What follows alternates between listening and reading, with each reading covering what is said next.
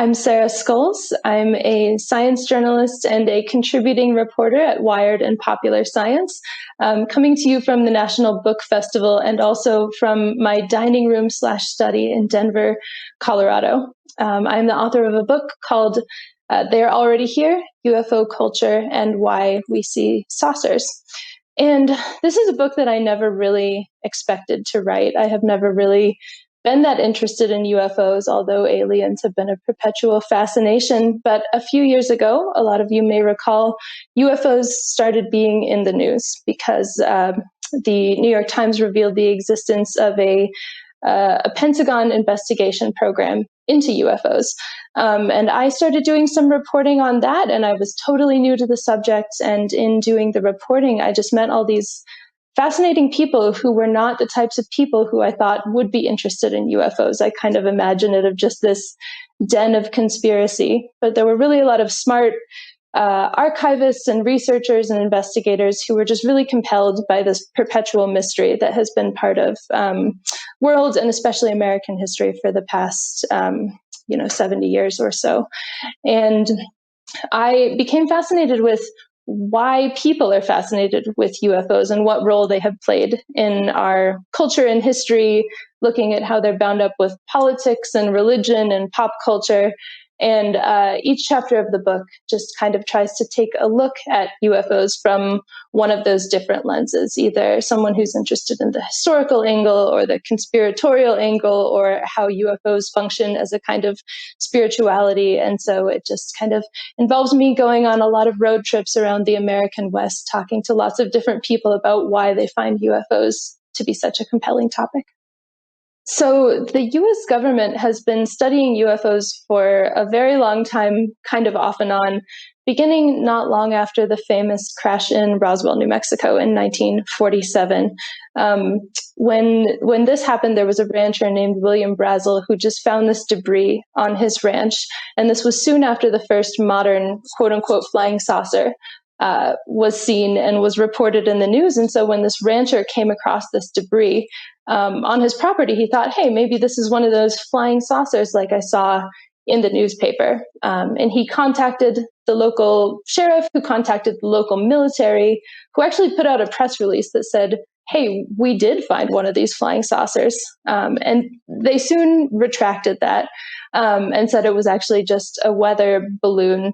Decades and decades later, it was revealed that it was neither a flying saucer nor a weather balloon, but was actually a top secret nuclear test detection device that flew at high altitudes.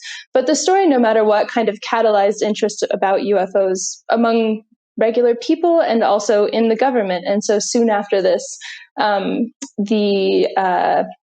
Defense Department undertook investigations, 3 investigations that ran from the late 1940s until 1969, where they would investigate UFO reports, try to figure out what they were, and then publish the results. And they, the military, they were concerned, are these a threat to our warfighters? What is going on here? Should we be concerned about American airspace? And that kind of leads into what we see now.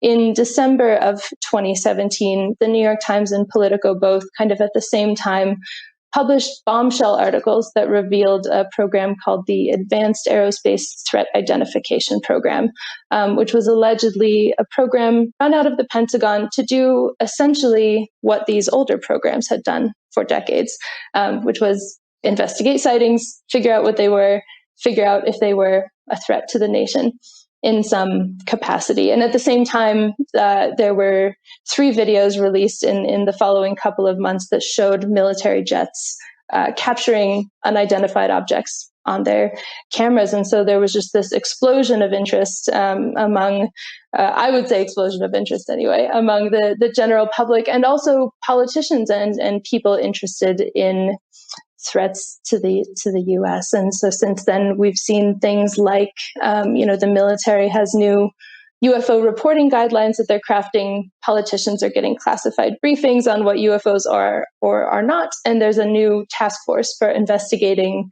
what we're now supposed to call UAP, or unidentified aerial phenomena, because that's more serious than UFOs. So I've had kind of a perpetual fascination with aliens since I was very young. I watched the movie Contact when I was 12 years old, which is about a scientist who discovers a communication from aliens. And I was just always so fascinated that, this was someone's job to ask questions like, are we alone in the universe? What are we doing here? Who else is out there? That they got paid to use telescopes to try to find that out. And that, fascination with someone else's career led me to write my first book, which is called Making Contact, which is about Jill Tarter, who is the scientist who's kind of been at the head of the search for extraterrestrial intelligence for decades and decades.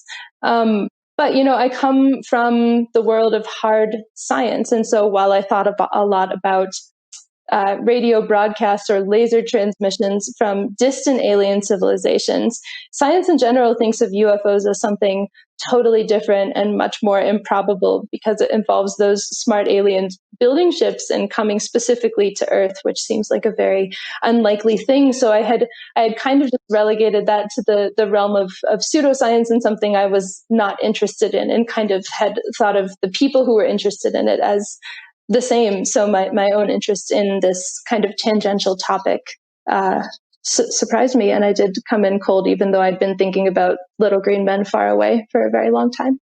In popular culture, when we talk about UFOs, that technically just means unidentified flying object. It has nothing technically to do with aliens. And that is part of, I think, the reason why we have a new acronym that people in military and government circles use, unidentified aerial phenomena, to kind of divorce the concept of something unexplained in the sky from aliens. And right now, we've recently learned about a program called the Unidentified Aerial Phenomena Task Force, where people within government are going to be investigating UFOs and also providing an unclassified report on what they find to politicians, and I think also to the public. So getting a little more information out there. But what's interesting when people from the Pentagon or politicians talk about these UAP, they're in general not talking about aliens. They're talking about, they talk about unmanned aerial systems, which are drones or advanced technology that a foreign country might be working on that might be in advance of ours. And some people speculate even, special programs within our own government that certain other parts of the government just aren't privy to. And so I think, mostly when we talk about this in government, it's in the context of weapons and threats and not, cosmic wonder about what aliens might be visiting us from space. So there's more data taken on Earth and on what's going on this planet than there ever has been in history. It's gathered by satellites, it's gathered by ground stations. There's a company called Planet that takes a picture of the entire Earth every day. There is not a spot on this Earth that is not seen by some instrument. And what the UFO world has always lacked is hard data and systematically collected data. But we are at the point where we could have that. We could know what is going on in the skies at all times. And in the private sector and in government also, we have these collection systems that could be appropriated to look for unidentified things. And there are some efforts to do that. And I think that will help us figure out what is truly unidentified in the sky versus what just I can't identify when I look up there, and kind of separate those two things. And that kind of systematic data gathering is actually what helps turn fields like this, the actual search for extraterrestrial intelligence, into a hard science, kind of laying out these bounds of investigation and being able to say, yes, we see something here. No, we don't see something here. And so I think we're either about to find out something really exciting or find out that there's not really anything to be excited about. I spent about a year and a half reporting this book, which is kind of fast for a nonfiction book, but because UFOs were so in the news and the subject, especially related to this Pentagon program, was so timely, I kind of wanted to get it out while it was still new and relevant. So it was kind of a whirlwind of trying to insert myself into the UFO universe and find out who was important and who knew what they were talking about. And so I spent a lot of time listening to very long, unedited UFO podcasts and kind of creating an RSS feed of all the UFO blogs and just kind of, you know, digging into that world quietly without actually becoming a part of it, and then contacting individual people. I think one of the most interesting people I met, his name is Jorg Arnu, and he lives in a town called Rachel, which is just outside of Area 51. And for around 20 years, he's been running a website on the internet where he just goes on adventures, kind of probing the boundaries of this very secretive military base that wasn't even officially acknowledged till 2013. Just kind of trying to figure out, what are they flying? What are they researching? What is actually going on there? And he doesn't believe that aliens fly flying saucers. He's just really fascinated by this very federal mystery. And I think even though he doesn't believe in aliens or UFOs in the traditional sense, he was a really illuminating character for me because he was just so compelled by having a modern mystery that he probably would not be able to solve in his lifetime because he doesn't have a security clearance and definitely isn't allowed into Area 51. And I think that is what compels a lot of people who research UFOs is that it's a mystery they can't solve. They can spend their whole lives trying to figure it out, and they never will.